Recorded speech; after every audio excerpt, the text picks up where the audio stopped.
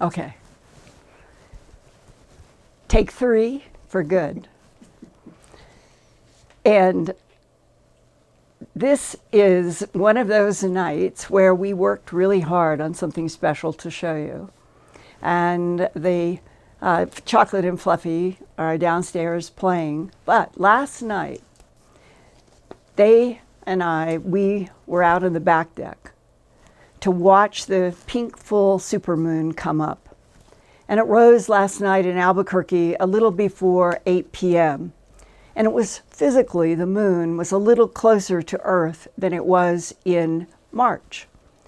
So that made it appear 7% larger than a typical full moon.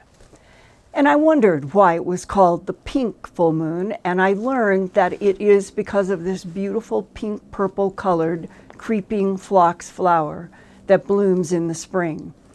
The day here in Albuquerque yesterday, it was warm, it was beautiful with blue sky and white puffy clouds, and I just assumed that if I took my iPhone out onto the deck and I looked to that notch in the hills that you're seeing right now, that I'd be able to see that beautiful white circle come up and that I was going to film it for tonight.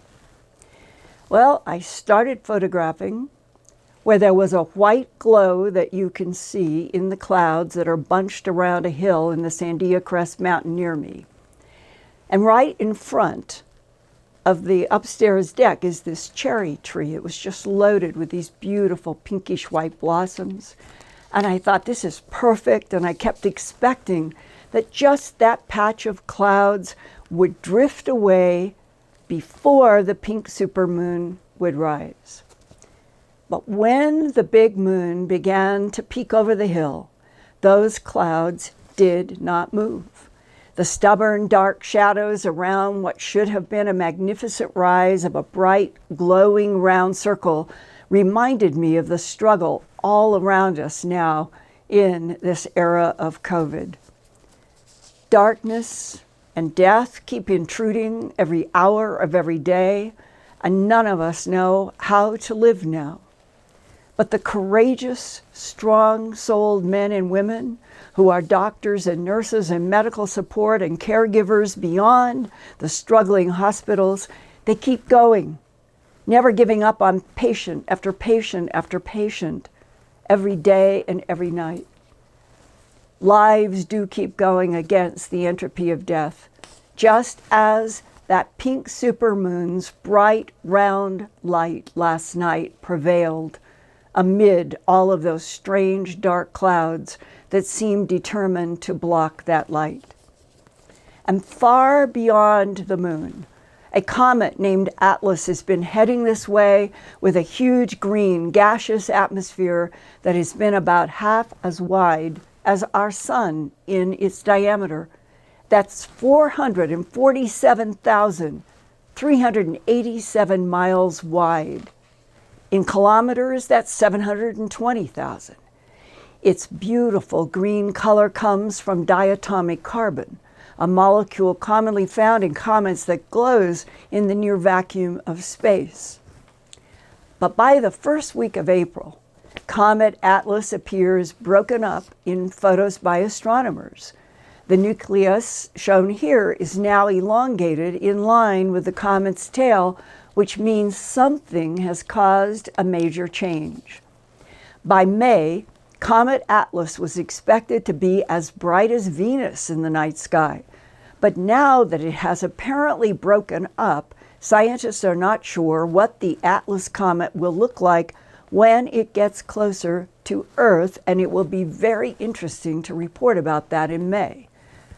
Well, another type of green glowing aerial objects, first described in the late 1940s to 1950s as lime or Kelly green comets or fireballs, but are not comets or fireballs, is a mystery that challenged the renowned astronomer and meteorite specialist Lincoln LaPaz, PhD.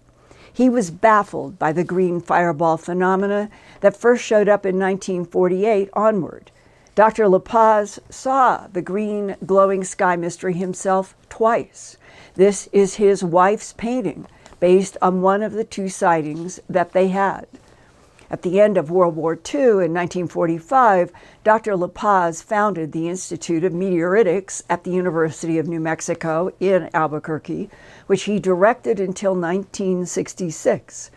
He applied his ballistic missile research from the war to his investigations at the White Sands Proving Ground to help the U.S. military find out what those lime or Kelly green fireballs were doing as they kept flying, sometimes high, like this satellite image, looking down where White Sands is the white patch on the left. And look at how the land falls off in New Mexico and then rises up again into Texas. You might say that this is a UFO view of White Sands missile range. And not only were these green fireballs concentrating on White Sands, they flew over other places that were military and laboratory sites of great sensitivity, such as Los Alamos, in addition to White Sands. Dr. LaPaz would later write about his own 1948 sighting of a lime green unidentified aerial object as he described this in a classified letter to the U.S. Air Force on December 20th, 1948. Dr. LaPaz was then PhD director of the Institute of Meteoritics in Albuquerque, and he said, quote, "The object moved far too slowly to have been a meteor and left no trail or sparks or dust cloud as would be typical of meteors flying at low altitudes. Other anomalous characteristics were the intense lime green color, and it came down low altitude of only maybe 8 to 10 miles, and yet no sound, a flat rather than arc trajectory, meaning it was going horizontally, and it turned on and off like a light switch," close quote. Eventually, Dr. LaPaz would conclude that the green orbs moved too slowly, and they were on such low horizontal paths that they must be an advanced technology, quote, "artificial in origin," close quote, official statement by Dr. LaPaz. But whose technology and why? Dr. LaPaz even told Project Blue Book science advisor and fellow astronomer J. Allen Hynek, also a PhD astronomer, that there was, quote, "a grand cover-up for something the government does not want discussed," close quote. Well, this past week, I received a phone call from a 71-year-old Vietnam vet born January 1st, 1949, in Henderson, Kentucky. He skipped high school to serve in Vietnam during the Tet Offensive from 1967 to 1969, and he sent me a copy of his DD-214. He served in the U.S. Navy from April 16th until October 10th of 1969, 67 to 69. He said Vietnam then was really rough and he wanted out. So he returned to the United States and was hired by the Department of Defense to work as a generator maintenance technician for the White Sands Missile Range in New Mexico, beginning in 1969 for the next 7 years. He asked me to call him Stephen P. because even after 50 years since he signed his Navy non-disclosure agreements, he is still worried. They were designed to make military personnel keep secrets, and his secrets have included his firsthand eyewitness knowledge of UFOs and small gray beings at White Sands. But he has had 6 heart attacks, several surgeries, and when I first talked to him by phone this past weekend, he said, quote, "Linda, I would like to leave with someone who cares about the truth, what I witnessed at White Sands, close quote. And so tonight, I have the privilege to share with you fascinating real-life testimony that is his eyewitness testimony from his years working all over White Sands Missile Range. The first time I encountered a UFO was 3 o'clock in the morning missile launch, and I was at a site on the missile range called Russ Site, RUSS. And a friend of mine that was running the telemetry station there, he and I witnessed a great big, what we thought was a green comet coming from the north on the horizon, and it went to White Sands and hovered over a launch complex over there, and it got here in like 2 minutes from the horizon. And then once it hovered, it was a great big emerald green orb, huge, like a large emerald that's been lighted. And we could see it from 34 miles away. What did you estimate its diameter? Oh, my God, I couldn't even estimate. We're 30-something miles away, and it was huge in the sky. And while we were watching it, 12 little intense, bright, white lights came out the bottom of it and ran all over, up and down the mountains over there behind the launch complex, up and down the canyons and all up on the hillsides and all over, which are miles long. And they were traveling those mile-long canyons in seconds. And then after about 3 or 4 minutes, they all gathered back up under the craft and went right back up in it. I know the military knew it was there because they chased it with F-4s, and they ran it away from the launch complex. It went south towards Oro Grande, New Mexico, and we saw a tape at White Sands Photo Lab. One of the pilots stated later that it accelerated to Mach 10, went to Oro Grande, slowed to Mach 5, and made 2 90-degree turns and were back over the launcher before they could turn the F-4s around over Oro Grande. Just like the big green orb was playing cat and mouse with the F-4s. Yeah, oh yeah. They said it was hovering back over the launch complex within a matter of minutes. What did you see with your own eyes of the gun camera that they showed you? It was just that thing leaving the launch complex. They launched these planes from Holloman, which was a lot closer to the launch complex than I was at Russ Site. The jets left with the afterburners on and proceeded that way towards the launch complex. So we got to see their afterburners in the night sky heading towards this green orb. And when they got what I assumed to be about halfway to their destination, that green orb elevated another few thousand feet, and then it just vanished almost.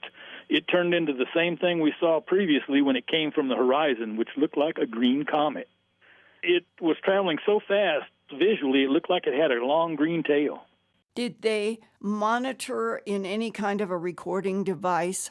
They did. They had nose film from a camera that went to the photo lab at White Sands. It was a 3 o'clock in the morning mission. It was pitch black except for a few stars in the sky. F-4s were scrambled, I think. They got some nose camera film. Where geographically would the big green UFO have hovered over before it emitted all the little lights? That was Launch Complex 36, I believe.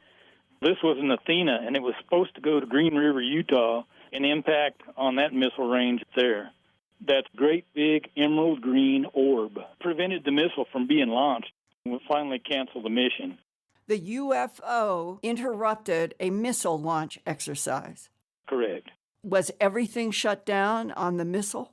I do not know that. All I know is that the F-4s were scrambled shortly after the little bright lights went back up in the belly of that thing, and they chased it south towards Oro Grande. The sun comes up. You're working there. What was the scuttlebutt among people about what had happened in the night? They kept it pretty hush-hush. And the few of us that did witness it, we'd already signed forms that we wouldn't talk about stuff we saw out there and stuff they were testing.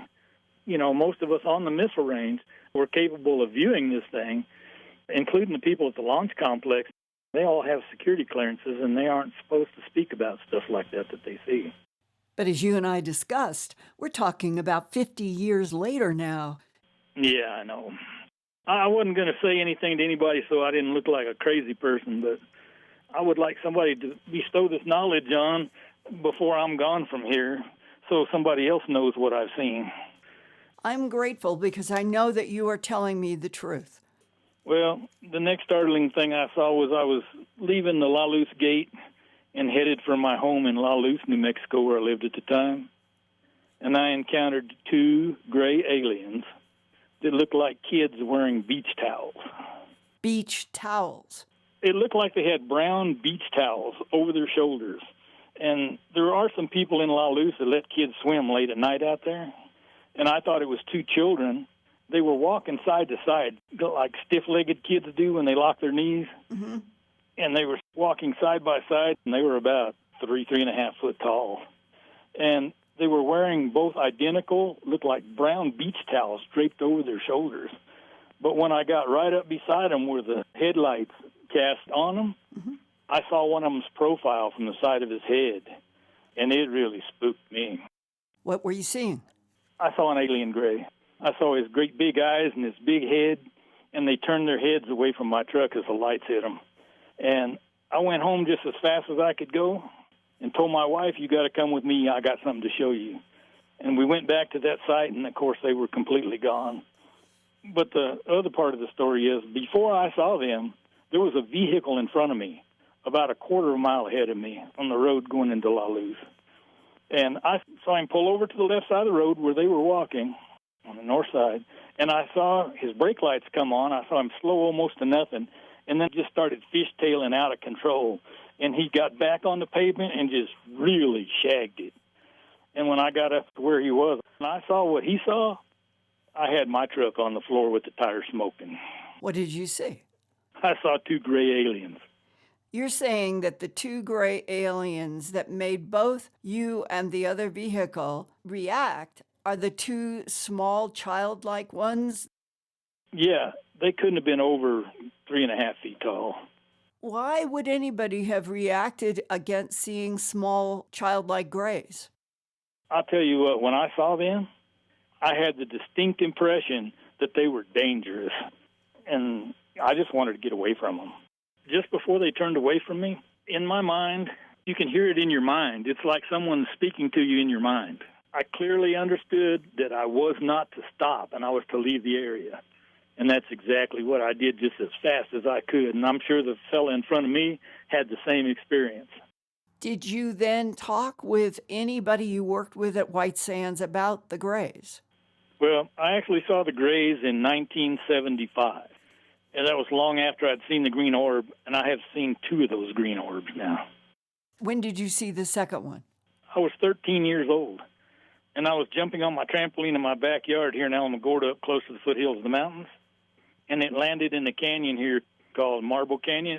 It lit up the whole canyon with an emerald green glow. It was about 10:30 at night. Myself and another youngster, he was 14, his name was George Robertson. His father was playing cards with my parents, and he and I were outside jumping on the trampoline, and we watched this thing come down and land in the canyon. And then the green glow went out, but those little white intense lights, like I explained to you were in the second one I saw, ran all over the canyon, up and down and everywhere. And when we tried to approach the craft, it was only like a half a mile from where we were. We tried to run up the canyon to see what it was. And when we got to the mouth of the canyon, it was so cold that it actually hurt you. We couldn't enter the mouth of the canyon where this thing had landed because it was like minus hundreds of degrees, it felt like. It just hurt your skin and your bones. And we had to turn around and retreat. Do you think that the huge drop in temperature created by the green orb craft was a defensive move to keep humans away, or an offensive move to change the environment for them? I do not know. I assume they didn't want us to come any closer because it was just like a wall. It was 95 degrees in the desert, and all of a sudden it was like way below zero. And when we hit that cold wall, we just had to turn around and back up. It was painful. When you then were working at White Sands, did you ever ask anyone about the green orb? You saw it. It was playing cat and mouse with the F-4s. I did, but, all the people I was familiar with work on the missile range, and they are out there at late-night missions and whatnot, and they don't care to discuss that kind of stuff. They'd rather try to ignore it. And please go away and leave me alone. because they've been ordered that they will be punished if they talk about the reality of other intelligences on this planet. That's the truth. I know that as a fact. A friend of mine worked at a site called a RatScat, and they were a big radar site. And I was out there talking to him one night, and their alarm went off inside, and he went back in to see what was going on. And on radar screen, they had 5 UFOs together in a pattern. And they passed over RatScat site 3 times, and they were caught on radar all 3 times. And after that, he quit. He wouldn't work out there anymore at night. What was it that scared him? Those UFOs. He said he wasn't going back out there with that kind of crap that nobody knows what it is, and nobody knows what he wants or what he wants to do. Did you hear anybody talk, even in Scuttlebutt, about what the 5 UFOs on radar, like have you heard somebody say, those are grays, those are reptiles, those are Nordics, those are some different types? Nobody knew. They said that they had seen these things on radar before, but usually they just passed overhead really quickly. But this night they passed over 3 times and then hovered for a few minutes, long enough for everybody to go outside and look at them. Everybody was saying, what the hell is that? What was the shape on radar? Circular. They just saw a circular blip. What was the operation at RatScat? They're strictly a radar site. They track missile flights and anything that comes into missile range airspace.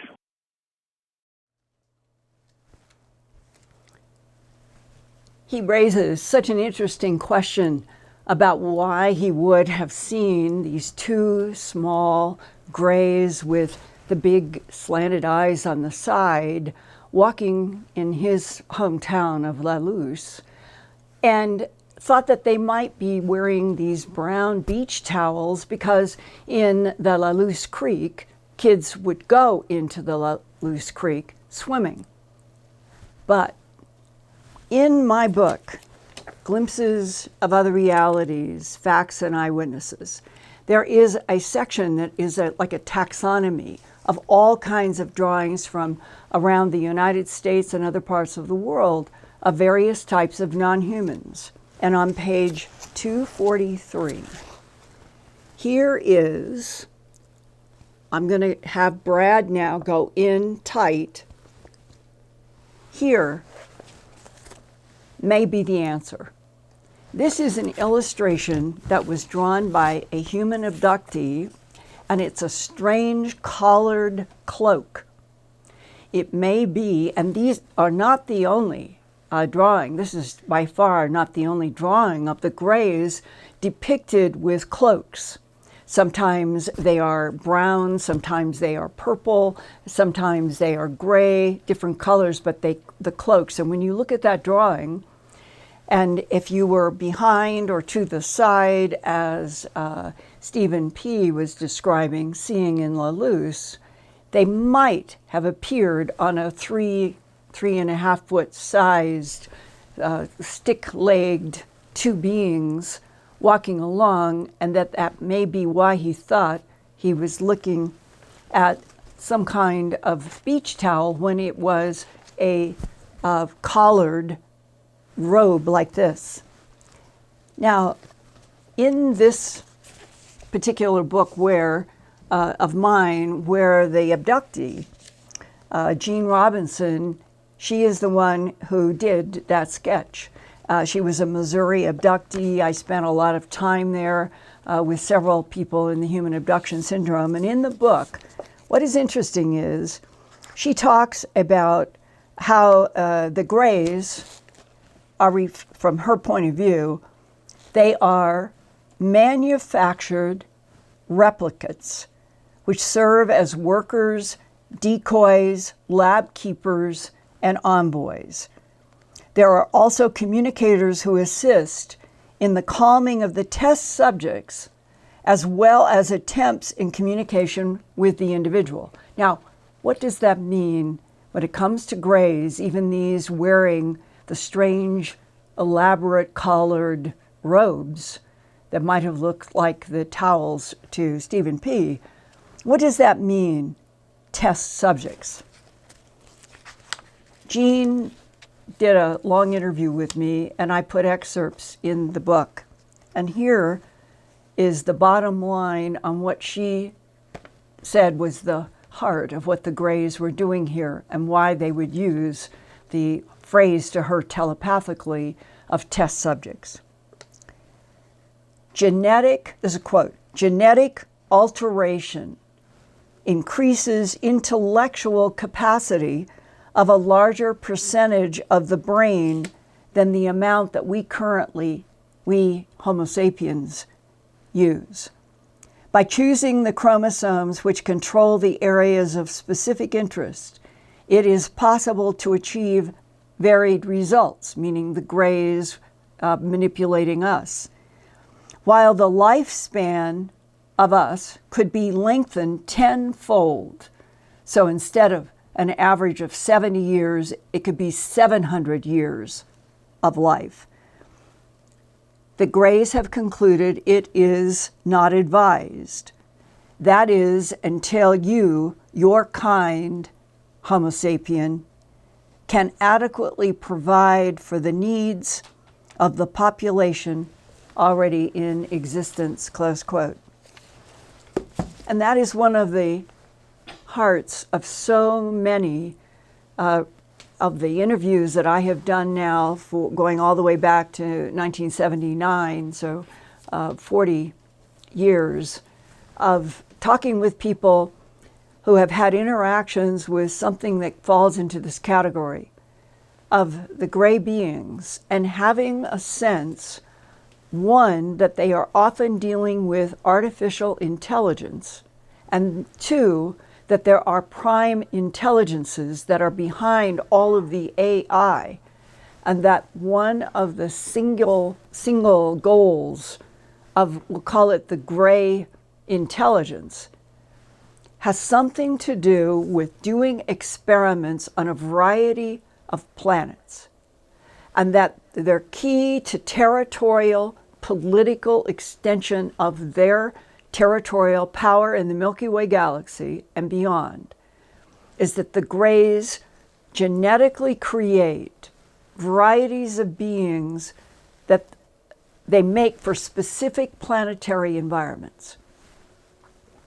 And once they have genetically manipulated a being that is theirs, they control in some way, but they take, let's say, one of the examples that I was told about this was 20 some years ago by a CIA guy, and he used an example. He said the Mayan civilization was a genetic manipulation by the Grey, let's just say intelligence, because it's a combination of artificial and something else that's prime. That they manipulated DNA. I don't know how our government knew this. It might have been in communication with the Greys, and a lot of people say, yeah, the Greys help us, and we consider them sort of allies, but they lie to us. So how you trust anything, I don't know. But the bottom line was that the Greys have manipulated DNA in Bhutan, specifically in the Himalayas, and that they monitored the genetic manipulation that they did in Bhutan, and then, according to this analyst, they, I guess in some sort of a craft, they took whatever were their prime specimens there and transported them from the Himalayas to the Yucatan Peninsula and Belize and Guatemala in that area. And that the Mayans were then a civilization that the Grey Ebens did have close interaction, taught them a lot about astronomy and math, and cohabited in some way. And then this analyst said the current dogma on the planet is that the Mayans ended in 850 AD because of drought, climate change, and he said that's not true. He said the Ebens came and collected the vast majority of their Mayan experiment from the Yucatan and Belize in that area, transported them to one of the planets that they wanted seeded with a specific type of being. And he said, someday, maybe, the Earth will be introduced to the fact that there is an entire planet out there that has the legacy of what was developed out of Earth in the Mayan civilization. And the big picture, the whole idea that there could be one or more extraterrestrial civilizations that are far more advanced than we are on Earth, who learned to claim territory in the Milky Way galaxy and other galaxies by exactly this, the genetic manipulation that would be paired with specific planets, and then it would extend the territory of the genetic manipulators. I think that could be part of a truth, but I also think there is another piece, and that is that over and over, whether you're talking about Bentwaters and what Jim Penniston has said about the light that flashed around him and John Burroughs in the woods December 26th to 28th of 1980, and he got the binary download, and he got a kind of telepathic mind download. And he insists that the communication that came to him was that the source of the big, well, not so big, but black triangular craft that popped out of light in the forest where he and John Burroughs had been was a time travel machine, or a machine that could move timelines, and that the source was 40,000 years in the future, and that the source was some relationship to humanity that had now reached a genetic die-out. They were facing extinction, and they were coming back in time because that's what they could do with the technology. They were advanced enough to move timelines, but they weren't advanced enough to prevent whatever was the, as I think Penniston said, it was like the end of DNA being able to be functional in that particular civilization. And that they came back through time to the last period on Earth when the DNA was worth collecting to try to save that civilization 40,000 years in the future. And that the century that they picked was the 20th century. And that year was December of 1980. So even if we have flawed, even if we have tangled web explanations, if you take everything that has been communicated to so many abductees and military and others who have had direct interaction with something that is not human, it always seems to circle back or down into there may be a lot of life in this universe that we have not been introduced to. And we're on a planet that has a lot of survival problems. It's an unstable planet. It goes into volcanic eruptions and huge tsunamis and big storms and on and on. But we are a life form that has been evolving for at least 30 or 40,000 years in this current Homo sapien form, and goes back to Homo erectus 2 million years ago. So it's probably true, as CIA people say, Earth is perceived to be a laboratory, and that laboratory is more rare than we might begin to find out once we start moving truly into space as a whole planetary system. How uniquely wonderful this planet can be, and that it is a perfect petri dish to mix and match life, and that someday we may understand the role that Earth has had, not just in the last 10,000 years, not just in the last 2 million, but at least 270 million years. And that there are also references by some of the people in the government who say, if you go back before 270 million years, you get to 1 billion. The whole solar system is only 4.6 billion years old. But that if you go back 1 billion, that they have information, our government, that there have been civilization builders, and they may be those that especially work with pyramids, who have done vast, vast territorial reaches. But they're gone from here. So I hope that those of you who were able to hear Stephen P.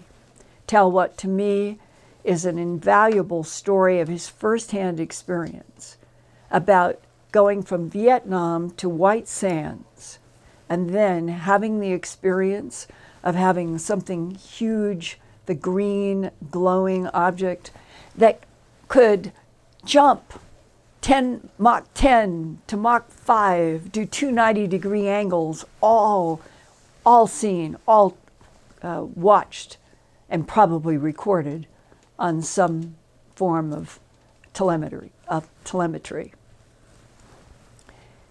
And that my whole goal in doing all of this work is that in our lifetimes, that we might be finally shown some of that.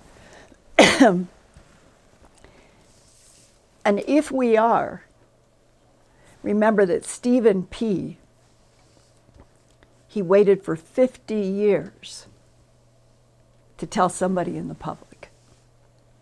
So, Peggy, with that, I'd like to see what comments and questions. Hi, Linda. First, I'd like to thank everybody for their super chats tonight. Moonbird, Kiki, Battlecry, Michelle, David, the Rabbit Monk, Nicey, Lowell, Stevie, Terry, Kylie, Dan, Jade, Priscilla, Sonia, and Mary. Thank you so much for your support. Cheers! Happy spring! I have a great question from a viewer who has asked this a couple of weeks in a row. So he was wondering, did Spartan 1 or Spartan 2 ever have information regarding the loud booms or any alleged underground war that he brought up in an interview with you? No, I asked them if they knew anything about the booms, the metallic scrapings, the strange trumpeted choral, and they did not. I think that both Spartan 1 and Spartan 2, though, had first-hand knowledge. And when I use the word first-hand, I mean in the Pentagon, at the NSA, at CIA, that they have been introduced to documents, photographs, material that is related to missions, and that one of the things that they did say is that they knew that we had tremendous big boring machines that had been working underground in the United States for a very long time on what is now referred to colloquially as the black world. And that the black world is where all of the back engineering of extraterrestrial technology or other dimensional or whatever you want to say is the ultimate source of the intelligences interacting with our planet. Start at Occam's razor and say that extraterrestrial is part of this story, and that the extraterrestrial, which would be some sort of a biological life form from another planet, whether in the Milky Way galaxy or one of the 2 trillion other galaxies in this particular universe. And that if we as a government since World War II have actually been desperate to get some of the craft, back engineer some of the technology, and keep it out of the hands of Russia and perceived enemies, then going underground would have been kind of a logical step.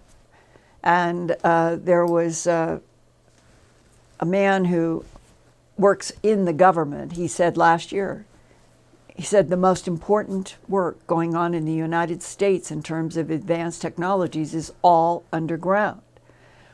And he said, it sounds like what TTSA set as a goal, but it shows that a lot of people are thinking this. He said, one of the problems is if you have a clearance and you're working underground and you have signed NDAs up the kazoo and your work is totally black, but you're, let's say, a scientist, you can't go into the white world and get a colleague that you know is better than you are, has a great mind in a subject that you need help. Because the white world scientists have to go through all of the clearance process. And he said, and this is why it's sort of incestuous. You get people who have clearances, and everybody keeps going back to them to work on various projects, back engineering, extraterrestrial technology, trying to understand their genetic cloning operations, all of it. And you have a certain, we'll just say, set group. Because they have clearances, that's who everybody keeps going back to. While in the upper white world, on the surface, there might be 1,000 people who are vastly more up to date on new things, and that they can't be brought into the black world. And that was the original goal expressed by Tom DeLonge for To the Stars. Let's get some of the black world out into the white world. Let's use civilian interest and financing to move more into UFOs and ETs through legitimate engineering and back engineering in the white world that could be written about and publicized, and we could move away from this stultifying. The black world never has information that comes into the white world, and we're living in this strange schizophrenic planet. Well, one of the bridges is somebody like Stephen P. When I talked to him and he said, Linda, I've had 6 heart attacks and surgeries and I'm dying. And I really wanted to be able to talk to somebody who I thought wanted the truth. And I'm grateful that he contacted me, because even if he doesn't have high clearance, even if he doesn't have any answers about what was in that enormous emerald green, huge, glowing craft that had the ability to go Mach 10, Mach 5, 290-degree angles almost on purpose to the F4s, and then right back to where they're all complaining that this UFO is stopping their launch, which apparently was the whole point of the UFO. Who is it? Where are they from? Are there people in the black world now who have answers? Well, none of us would know anything about that if Stephen P., right now in the beginning of 2020, facing that he's going to be going into another dimension, and decides to tell about his firsthand experiences. It is so important. It is so important that those of you who have firsthand knowledge, whether in military, science, government, try to let somebody like me, a longtime investigative reporter and TV producer, know in this difficult time of transition, in that 2020 going forward, it may be a persistently difficult time. But if we all could move the needle forward on this schizophrenic stage that we are being denied so much information about what is underground in the black world, it might change. It might change something about the nature of this surface world now, in which we are facing unfolding years ahead of us, in which the legacy of COVID is going to be constant monitoring of populations. Medicine will be used as the reason for monitoring people's lives and work, that none of us are ever again going to buy anything in a grocery store without thinking, should I get Lysol to spray on the outside? Should I take the fruit home and wash it in soap and water just to be sure? I have a sense that we're moving in a completely different atmosphere now. And in that atmosphere, unless we humans try to leverage our governments to be more honest and open, it's possible everything could go to shutting down even more. And I think that would be terrible. And so I thank Stephen P. for contacting me and telling me about his honest experiences at La Luz, seeing those two grays. I said, did you ever ask anybody, does our government know where those grays are living? Why were they in La Luz? And he said, no. And what was that huge green orb? Where was it from? Who was in it? Why did they want to stop that missile launch coming out of White Sands? I would love to know the truth on the other side of those questions. So if anybody listening tonight has any more information, please get in touch with me, whether it's a first email to earthfiles@earthfiles.com, going through ProtonMail, going through FedEx, even going through the hard mail. I would love to know if anybody has more information about what Stephen P. told me this week. Now, we started a little late because we had some technical problems. So I'd like to go at least 5 more minutes and take another question or two, and I will try to do it as fast as possible. Okay, Linda, we have a great question. Somebody wanted to know your opinion now. Do you think that comets and asteroids could be spaceships like Oumuamua? I thought one of the most endearing emails that I got from a scientist was from Avi Loeb, who is the chairman of the Department of Astronomy at Harvard University, who sent me an email because I had interviewed him about Oumuamua. And it was that he published the paper that he was the only person in a position of power, authority, respect, Harvard University, who had, I guess, the courage to put in a paper the proposal that Oumuamua was a old derelict spacecraft, as Spartan 1 and Spartan 2 told me also with a lot of energy. They said, we know people who went out there to investigate that. So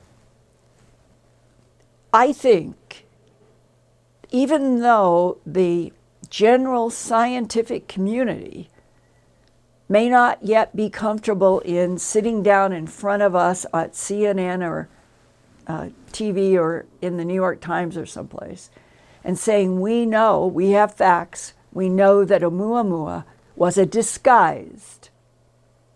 purposely disguised craft from another place in this universe. But Avi Loeb wrote about it in a paper, a scientific paper, and gave the reasons why he thought that that was likely. Now, if Avi Loeb chooses to put, let's say, it's a controversial, unproved perspective, but put it in a scientific paper. Here's a hypothesis. I applaud him and think that 100 or 1,000 other scientists could do the same thing if they have knowledge. Because nobody attacked Avi Loeb. Avi Loeb continues to do a lot of controversial hypotheses in scientific papers. The difference is he's willing to put his name, his position at Harvard, behind what he writes in these papers. And we need more of that. Even if it's a hypothesis, at least it sends a signal that scientists around the world of Harvard category are themselves thinking about the same issues that you and I and those of us who would like to have the truth confirmed we're not alone in this universe. Avi Loeb is coming as close as any respectable scientist who is head of a department in a major university on the planet. So, Oumuamua, could it truly have been a disguised craft? That's what Spartan 1 and 2 say. It's what Avi Loeb's proposal is. It's fascinating to think about, because what a intelligent way to go through the Milky Way galaxy.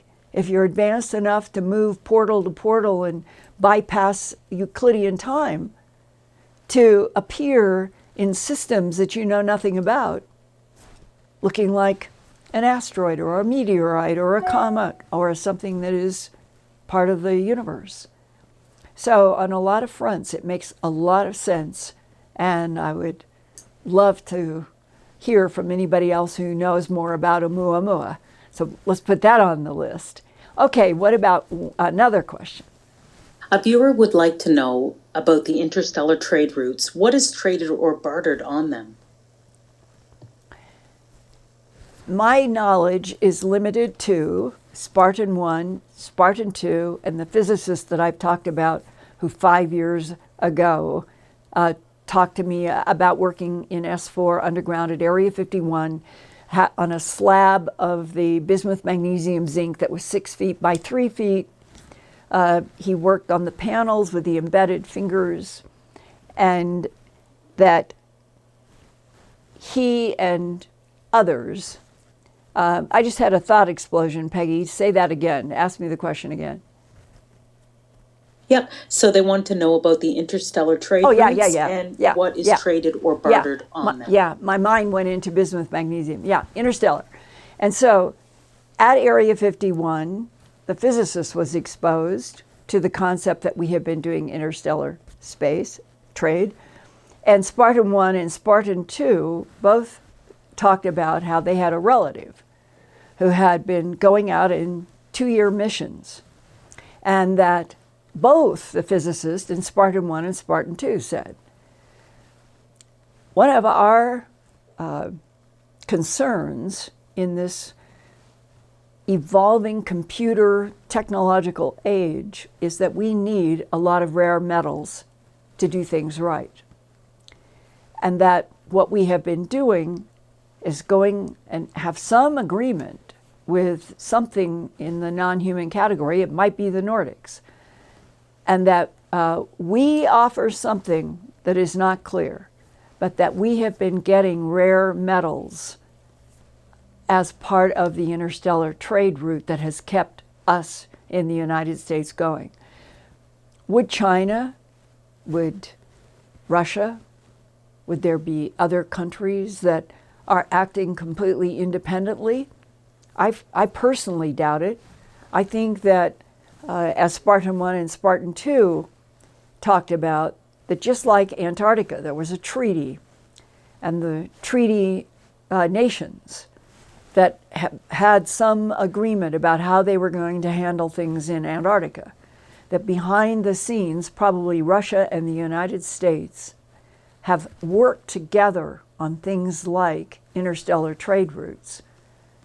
because it's as if there is a level that seems to be separated from, we'll call it the daily energy of the planet Earth that we know as commerce and education and everything that humans are involved with. If, just like the treaty group in Antarctica going back to the 50s, that they've had negotiations and discussions that might not have often made the public, the same thing might be going on in my dear friend Jim Mars, in whatever dimension of the universe he's in now. He used to talk about that if we really understood the Earth and the way things were operating, and the deeper you study a lot of things having to do with money flow, and knowing that the CIA has always monitored barter, the flow of barter on the planet, in order to also, as it's been described to me, to monitor the influence and or interest of other non-human intelligences on our planet. The implication is that the money system by non-humans would be manipulated, and it would be manipulated from the standpoint of a much bigger box than the Earth civilization, energy flow that humans are involved in. And it's very difficult when we are the surface life and we have to lead specific kinds of lives to realize that frequencies could be beamed on us to manipulate our thinking or our dreams in the night. And we would not have any idea that Einstein might come up with E equals mc squared because of an influence from an outside intelligence. Nikola Tesla may have been inspired by the same kind of process. And you can go through history, Da Vinci going back and all over the place. So then, once you begin to start thinking about different layers, which I call the 16-level chess game, you begin to go where Jim Mars and I used to talk about, that there is this much bigger box. Inside is the Earth that we live on. Even the Earth is more complicated because there is such a vast black world now underground, not just in the United States, but all over the planet.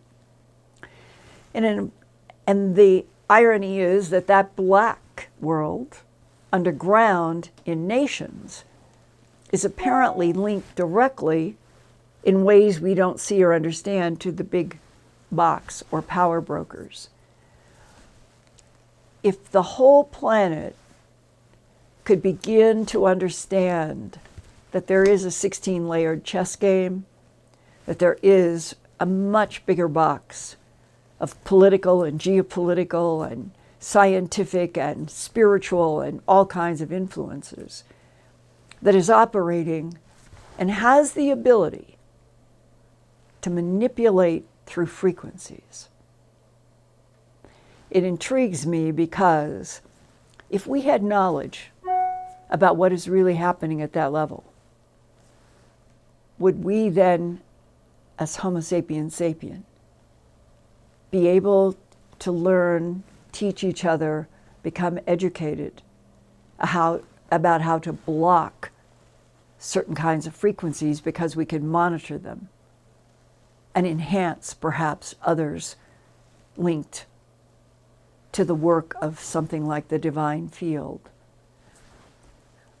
That seems to me the critical territory where everything is going to be moving. Because we humans, until we are told all of the truth, we can be manipulated by the invisible, by frequency, and there is where the rubber hits the road. What are the next 10 years going to be like if humans retreat from each other, from world interactions because of COVID, leaving the ball field to the bigger box and the underground. I would hate to see that happen, and I personally think that the only way that we could change that is for us to have knowledge, for us, the human family, to be told the truth, all of the truth. Then we'd have a paradigm shift, a revolution that even if COVID and pandemics, cycles of them are in our future, it might help all of us to get stronger. And that's, I think, the whole point. We have to know more so we can be stronger. I thank you for being here tonight. I thank those of you who were for our third 1, 2, 3 starts at the beginning. Sometimes you just have to do that and keep going.